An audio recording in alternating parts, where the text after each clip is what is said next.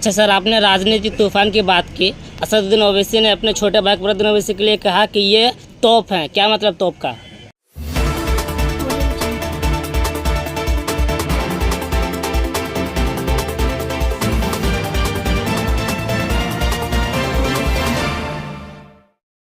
बता दें कि झारखंड की राजनीतिक तूफान में एक नया मोड़ आ गया है, जहां एक तरफ जेएमएम से बगावत कर निर्दलीय चुनाव लड़ने के लिए कमर कस ली है लोबिन हेम्ब्रम ने, तो दूसरी ओर 2024 के लोकसभा चुनावी जंग के मैदान में बड़ी तैयारी के साथ आई है असदुद्दीन ओवैसी की पार्टी AIMIM भी। इसी संदर्भ में कल दिनांक 11 मई 2024 को AIMIM की ओर से जिला अध्यक्ष शमशाद आलम के नेतृत्व में पाकुड़ कार्यालय में एक मिलन समारोह का आयोजन किया गया था। आपको बताता चलूं कि राजमहल लोकसभा की धरती पर ओवैसी के नेताओं ने कुछ ऐसे भाषण दिए जिसे आप सुनकर दंग रह जाएंगे। उन्होंने पूर्ण विश्वास के साथ इस चुनावी जंग में सबकी नींद उड़ाने की गारंटी भी दे दी। साथ ही AIMIM के झारखंड प्रदेश अध्यक्ष मोहम्मद शाकिर ने जिला कार्यालय पाकुड़ में आयोजित प्रेस वार्ता में कहा कि राजमहल लोकसभा में भाजपा उम्मीदवार ताला मरांडी एक डमी उम्मीदवार हैं और कांग्रेस जेएमएम एक वैचारिक व्यवसाय है। इतना ही नहीं, उन्होंने कहा कि जैसे ही पार्टी ने अपने प्रत्याशी की घोषणा की, जनता भी हैदराबाद की तरह राजमहल लोकसभा क्षेत्र में भी एक उम्मीद की किरण देखने लग गए हैं। साथ ही कहा कि इस बार चुनाव में पूरी ताकत झोंकी जाएगी। AIMIM के उम्मीदवार की घोषणा होने से विरोधियों में राजनीतिक तूफान आ गई है। लोबिन हेम्ब्रम जेएमएम के बागी उम्मीदवार हैं क्योंकि वो विधायक भी हैं। ताला मरांडी एक डमी उम्मीदवार हैं और लोबिन हेम्ब्रम अप्रत्यक्ष रूप से भाजपा के समर्थक भी हैं। साथ ही कहा कि 10 वर्ष तक विजय हांसदा सांसद बनकर रहे। जनता ने दो बार मौका दिया, लेकिन इन 10 वर्षों में ये अपने वादों पर खड़ा नहीं उतर पाए। हर समाज के लोग इनसे आज नाराज हैं। आज जेएमएम के शासनकाल में मुख्यमंत्री जेल में बंद है। लोकसभा में एक सांसद को 500 से अधिक सवाल करने का अधिकार है, लेकिन पूरे 5 वर्ष में इन्होंने मात्र 16 सवाल किए हैं, वो भी कितनों को मालूम तक नहीं है। आज प्रदेश में भय, भूख, पलायन, गुंडागर्दी, लूट चरम पर है।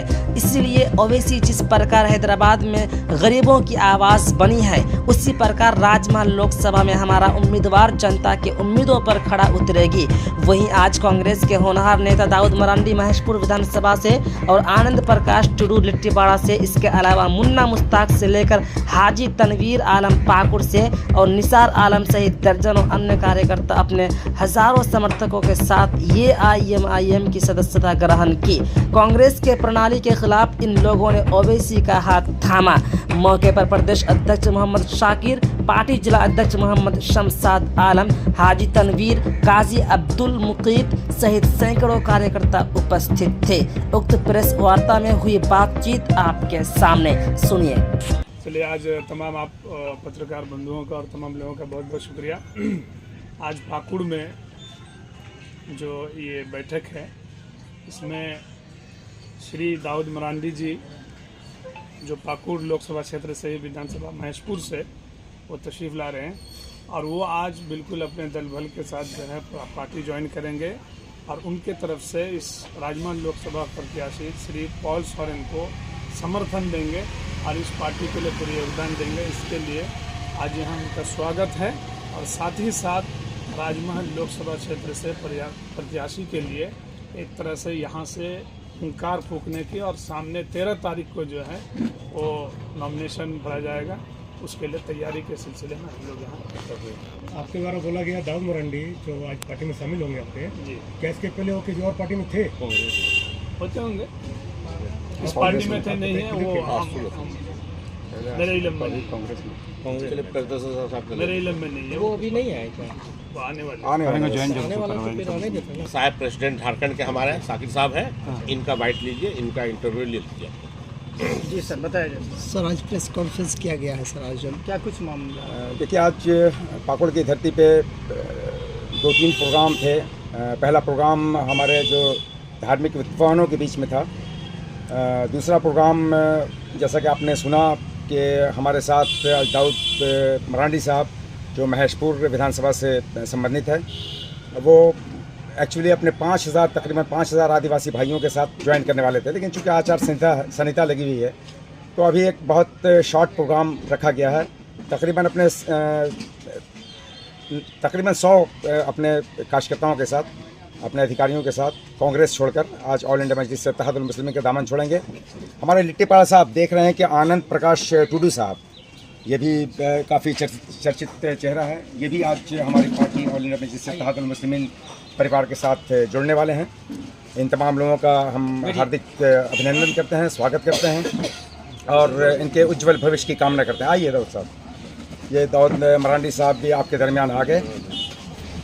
जैसा कि ये सर्वविदित है कि राजमहल लोकसभा चुनाव में हमारे राष्ट्रीय अध्यक्ष जनाब असदुद्दीन ओवैसी साहब ने प्रत्याशी दिया है। विगत 2019 में भी यहाँ से विशेष रूप से पाकुड़ विधानसभा और राजमहल लोकसभा से प्रत्याशी देने का प्रस्ताव भेजा गया था, लेकिन किसी कारणवश वो स्वीकार नहीं किया गया। तो विशेष रूप से इस संथाल परगना और ख़ासकर राजमहल लोकसभा क्षेत्र के वासियों में काफ़ी निराशा थी। एक जैसे ही ये ऐलान हुआ कि हम राजमहल लोकसभा सीट पे लड़ने जा रहे हैं और हमारे प्रत्याशी जनाब पॉल सोरेन साहब होंगे, जिसकी घोषणा भी विगत 7 मई को हो चुकी है रांची कार्यालय में, तो यहाँ के लोगों में एक अजीब जोश पैदा हो गया, एक करंट पैदा हो गया। कहिए कि हमारे लोग जो थे वो अपने पुराने रंग में लौट गए और आप देख रहे हैं, महसूस कर रहे होंगे आप तमाम जर्नलिस्ट लोग के एक तूफ़ान, एक राजनीतिक तूफ़ान सा उठ खड़ा हुआ है विरोधियों में, विशेष रूप से बीजेपी और जेएमएम, कांग्रेस, जो ये तथाकथित धर्मनिरपेक्ष पार्टियां कहते हैं अपने आप को। हालांकि ये धर्मनिरपेक्ष किसी एंगल से नहीं है, ये आइडियोलॉजिकली करप्ट हैं। मैं तो कहता हूं कि आइडियोलॉजिकल प्रोस्टिट्यूट हैं, वैचारिक वैश्या हैं, नज़रियाती तौर पे तवायफ हैं। ये इनकी कोई पॉलिसी नहीं है। ये मुसलमानों का वोट इन्हें चाहिए, मुसलमानों की लीडरशिप नहीं चाहिए। और बीजेपी जहाँ तक देख रहे हैं अभी लोबिन हेम्ब्रम साहब, ज़ाहिर में तो आप देख रहे हैं कि वो जेएमएम के बागी उम्मीदवार हैं, चूँकि जेएमएम के वर्तमान विधायक हैं, लेकिन मैं आपको बता दूँ, आपको हैरत होगी कि मिस्टर लोबिन साहब वो बीजेपी समर्थित उम्मीदवार हैं। ताला मरांडी साहब एक डमी कैंडिडेट है बीजेपी के। बीजेपी और आरएसएस की मंशा बहुत पुरानी है, वो संथाल परगना के गढ़ को, जो लोग समझते हैं कि ये जेएमएम का गढ़ है, लेकिन जेएमएम वालों ने कभी ये नहीं बताया कि जेएमएम का गढ़ ये कहलाता क्यों है। ये जेएमएम का गढ़ हम मुसलमान वोटरों की वजह से, चूँकि हम मुसलमानों का वोट, मुसलमानों की आबादी आदिवासी भाइयों से ज़्यादा है, तीसरे नंबर पर दलित भाइयों की आबादी है, हमारी वजह से इस किले को भेद नहीं पाया बीजेपी और आरएसएस। लेकिन आज चूँकि वो सेकुलर चेहरा है लोबिन हेम्ब्रम साहब का, उनके कांधे पे सवार होकर इस गढ़ को भेदना चाहते हैं, जेएमएम को समाप्त करना चाहते हैं और एक कॉन्स्पिरेसी प्लॉट की जा रही है। देखिए, जेएमएम से हमारा कुछ विभेद है, ज़रूर है, क्योंकि जेएमएम की जो शासन प्रणाली है रही वो बहुत विवादास्पद रही। हर प्लेटफॉर्म पे, हर मंच पे ये फेल्योर रहे। और आज तत्कालीन मुख्यमंत्री आप देख रहे हैं कि भ्रष्टाचार के आरोप में जेल की सलाखों के पीछे हैं।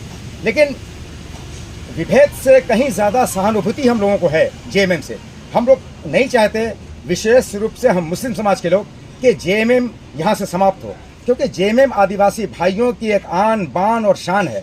दशोम गुरु जनाब शिबू सोरेन साहब के असीम बलिदान और कुर्बानियों का प्रतिफल, प्रतिरूप और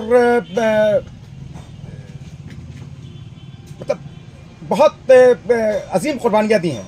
हम लोग नहीं चाहेंगे कि जेएमएम यहाँ से समाप्त हो, लेकिन आप देख रहे हैं कि सीधा सोरेन साहबा, हेमंत सोरेन साहब की भाभी, जो निशिकांत दुबे साहब ले गए, चूँकि निशिकांत दुबे जो आपके गोड्डा, आपके बराबर के लोकसभा क्षेत्र से, या झारखंड के जितने भी, झारखंड में जो राजनीतिक उथल पुथल है, उसके सूत्रधार, उसके मास्टरमाइंड, उसके कॉन्स्पिरेसी प्लॉटर, उसके षड्यंत्रकारी, उसके साजिशकर्ता सिर्फ और सिर्फ ये निशिकांत दुबे जी हैं।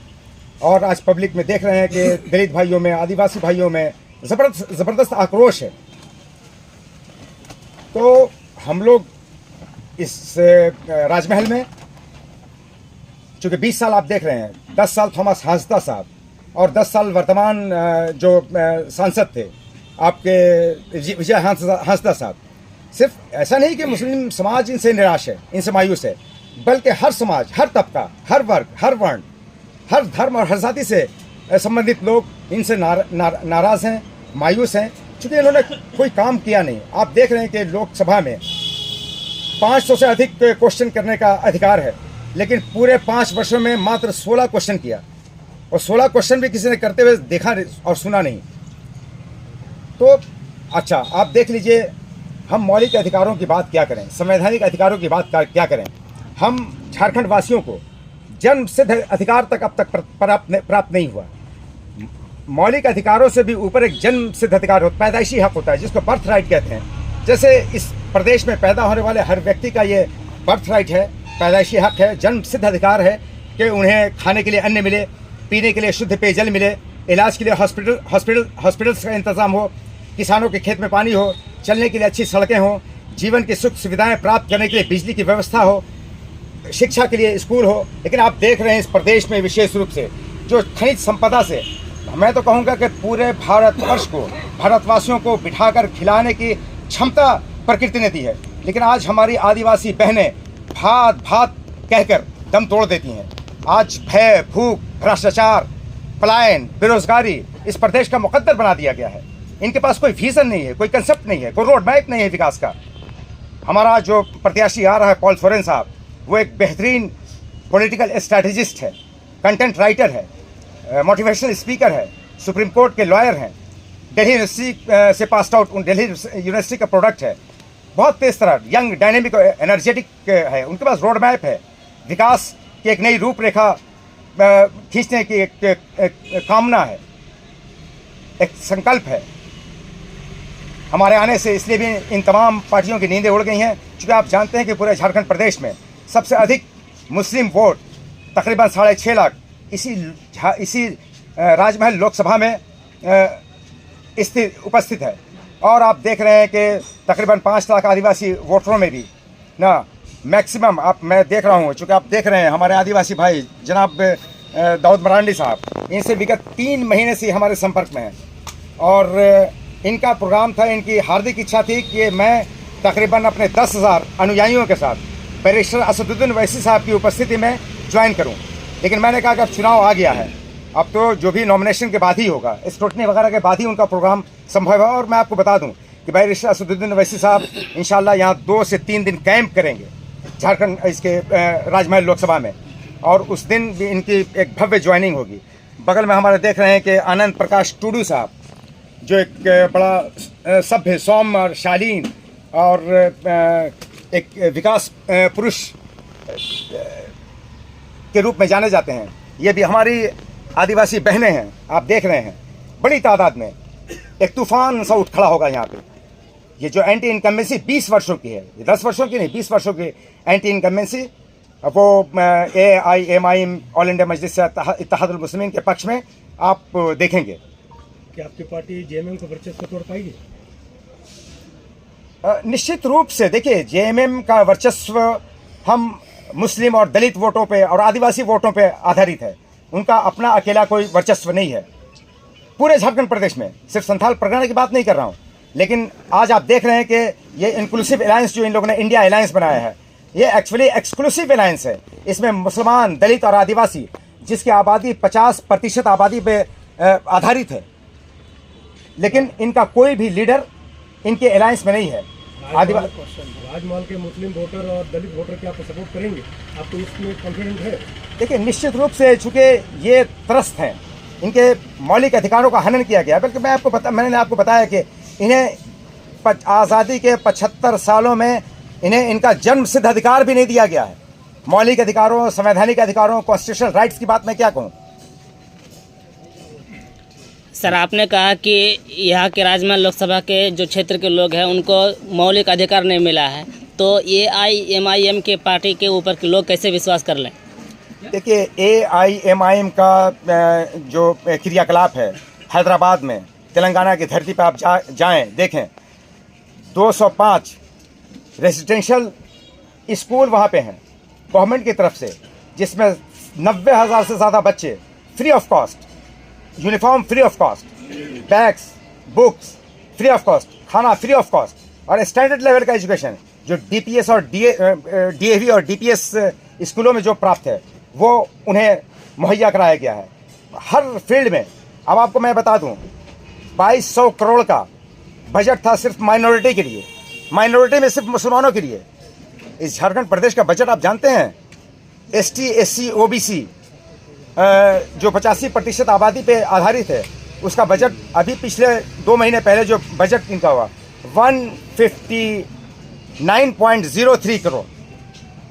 85% आबादी के लिए बजट 151.03 है, और हमारा मुसलमानों का सिर्फ बजट 2200 करोड़। और अभी कांग्रेस की गवर्नमेंट जो आई है वो 4000 करोड़ का, आपको पता होगा मैनिफेस्टो में 4000 करोड़ का बजट सिर्फ मुसलमानों के लिए उन्होंने दिया। 5% आरक्षण है, इन्होंने भी आरक्षण का वादा किया था अपने मैनिफेस्टो में, जो संकल्प पत्र के रूप में इन्होंने घोषणा पत्र को जारी किया था। लेकिन कोई भी 5 लाख नौकरियां देने की बात थी साल में, महिलाओं को एक भत्ता, किचन भत्ता के रूप में, यहाँ के नर्सरी से लेकर PhD तक लड़कियों को फ्री ऑफ कॉस्ट एजुकेशन देने की बात थी।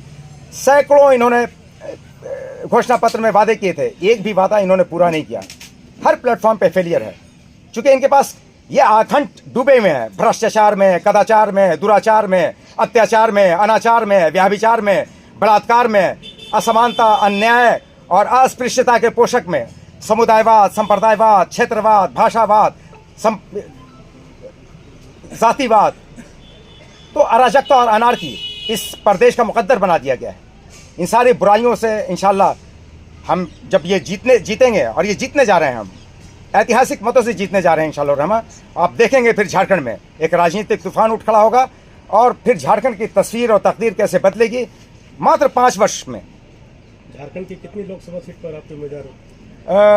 फिलहाल 2 लोकसभा आपके इसी के बराबर में, गोड्डा लोकसभा, जिसमें आज ये हमने प्रत्याशी की घोषणा कर दी है। मंसूर आलम साहब वहाँ से प्रत्याशी होंगे। चूँकि आप देख रहे हैं कि 20% की आबादी में ये मुसलमानों के हितैषी कहने वाली पार्टियाँ, सो कॉल्ड सेकुलर पार्टीज कहने वाली, एक भी सीट नहीं दी इन्होंने। राजमहल 14 लोकसभा में एक भी सीट। राजमहल लोकसभा में आप किस मुद्दों को लेकर बना के जाइएगा? देखिए मुद्दा विकास का है, डेवलपमेंट का है, भय, भूख, भ्रष्टाचार और पलायन से आज़ादी का है, शिक्षा केंद्र स्थापित करना है, स्कूल, कॉलेजेस, यूनिवर्सिटीज़। यहाँ आप देख रहे हैं कि पाकुड़ में पूरे झारखंड में साक्षरता दर 48.03%, पूरे झारखंड में सबसे कम है, दुर्भाग्य है। अच्छा सर, आपने राजनीतिक तूफान की बात की। असदुद्दीन ओवैसी ने अपने छोटे भाई फखरुद्दीन ओवैसी के लिए कहा कि ये तोप हैं, क्या मतलब तोप का? देखिए, आपने देखा कि Newton's 3rd law of motion आपने पढ़ा होगा कि to every action there is an equal and opposite reaction. प्रत्येक क्रिया के बराबर और उसके विपरीत एक प्रतिक्रिया होती है। हर अमल के बराबर और उसके मुतज़ाद एक रद्द अमल होता है। अरबी में कहते हैं कि इंद कुल्ल अमलिया फी दिद्द अमलिया बिनफ्सुहु। आप अगर एक तमाचा मुझे लगाएंगे तो आपका तमाचा, मैं लगाऊं ना लगाऊं, आपको तमाचा खुद चोट महसूस करता है। तो हम भी एक इंसान हैं, हमारे पास भी सेंटीमेंट है। तो वो जो नवनीत राणा ने जो ये 15 सेकंड में मात्र दोनों भाइयों को समाप्त करने की, ख़त्म करने की, मार डालने की जो धमकी दी, उसके आरोप में उन्होंने कहा तोप, कहा तो क्या गया, तोप चला तो नहीं दिया, उन पर प्रतिक्रिया दी उन्होंने। एक शाब्दिक प्रतिक्रिया है, मारने और मिटाने की बात तो नहीं की।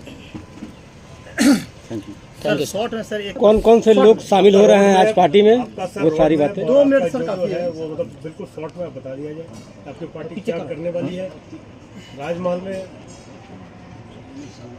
देखिए, आज का प्रोग्राम मैं बताता हूँ कि राजमहल लोकसभा में, जैसा कि आप जान रहे हैं, पॉल सोरेन साहब हमारे प्रत्याशी घोषित हो चुके हैं। और आज की सभा की दूसरी वजह यह है कि हमारे साथ अपने सैकड़ों अनुयायियों के साथ, कार्यकर्ताओं और पदाधिकारियों के साथ जनाब दाऊद मरांडी साहब, और लिट्टीपाड़ा से हमारे आनंद प्रकाश टुडू साहब, और हमारी बहनें, आदिवासी बहनें, ये शामिल हो रही हैं पार्टी में। और हमारा जो रोड मैप है वो विकास का रोड मैप है। शिक्षा, स्वास्थ्य, यहाँ पे भय, भूख, भ्रष्टाचार और पलायन से आज़ादी है।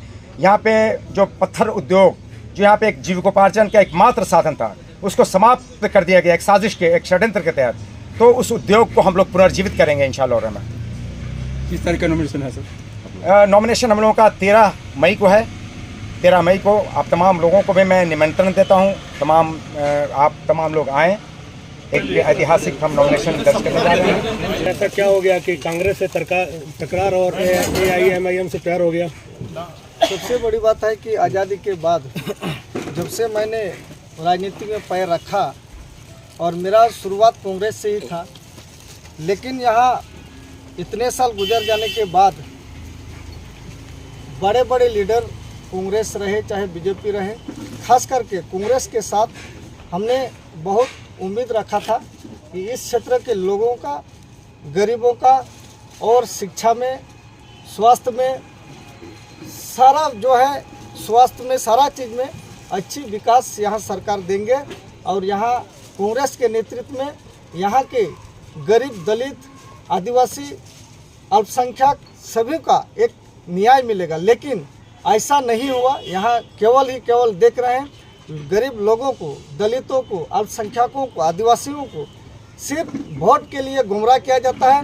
वोट जब आता है उस समय विभिन्न तरह का मुद्दा बना करके, जाति विभेद करके वोट को बैंक वोट बना देता है और केवल शोषण का काम करते हैं। आज पूरे देश में हम लोग जानते हैं, हमने मोबाइल, टीवी के माध्यम से देखा, पूरे हिंदुस्तान में हमारे AIM के जो सुप्रीमो हैं माननीय असदुद्दीन ओवैसी, उन्होंने गरीबों के लिए जहां भी जिस तरह का आवाज़ जो शोषित है, आवाज़ उनके कानों में जाते हैं, बिन बुलाए उस स्थान पर पहुंचते हैं और लोगों का निजात और समाधान के लिए कोशिश करते हैं। इसलिए मेरा उम्मीद है इस क्षेत्र में या झारखंड में भी असदुद्दीन ओवैसी AIM पार्टी के तमाम उसके माध्यम से इस क्षेत्र का विकास निश्चित रूप से होगा।